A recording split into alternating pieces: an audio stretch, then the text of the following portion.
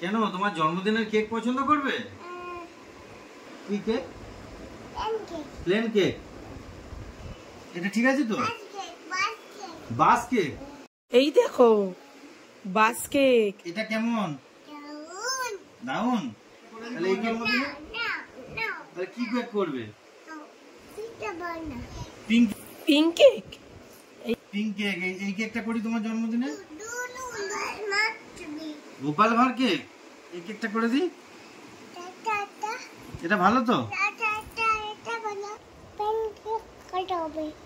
ও Spiderman cake কাটবে?